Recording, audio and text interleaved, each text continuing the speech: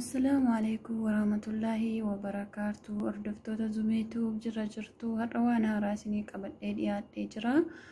نياران كون اسماني وجدتن وروني رفينسا كيسان فرفرين سرق كيسان جرو كوني رفينسا قندسو كيسات اللي قهي قدا قبا أكين قهي قدا قبو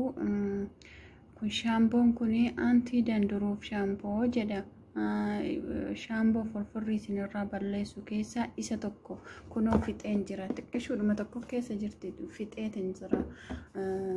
faayidaa irraa argadheen jira baay'ee tokko faayidaa guddaa qaba faayidaa inni qabu amma dhumaa dhaggeeffadha amma dhumaa isinitti beeksisa akkuma faayidaa qabullee faayidaa isaa sirriitti yoo itti fayyadamtan irraa argattu malee calluma ittaniiti akka shaamboo sakaaniitti miiccattanii irraan argattanu faayidaa jechuudha akkasi gara kanaan dubbistanii yeroo bitattan dubbiftanii daqiiqaa amma irra tursiistanullee arguu dandeessanii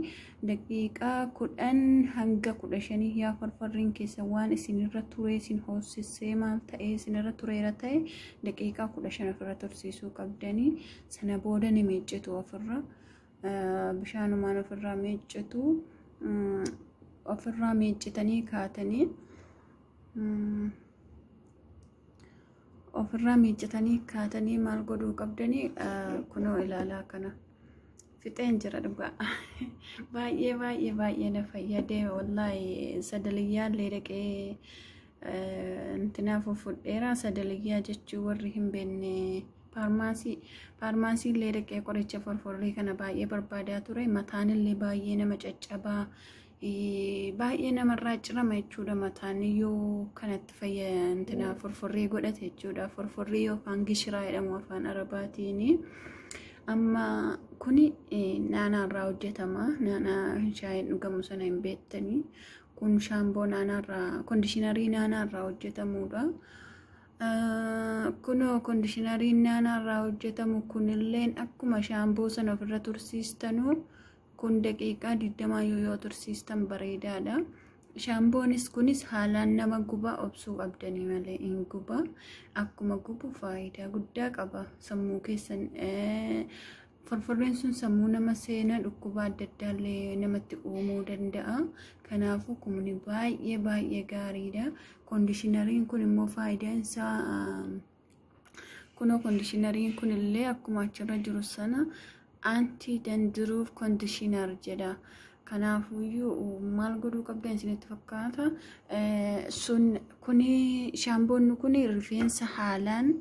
namarratti jajjabeessa forforrii haballeessuyyuu malee hin jajjabeessa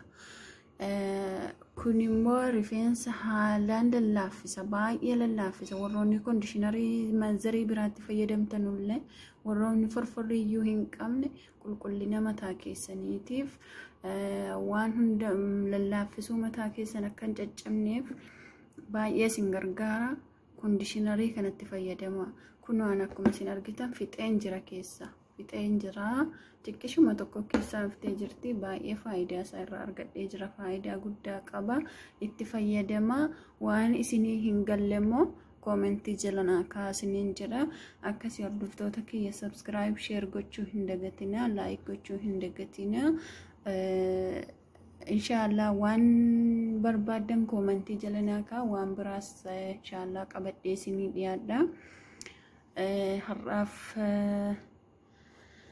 har'aaf kanuma qabadhee isinii dhiyaadhe galatooma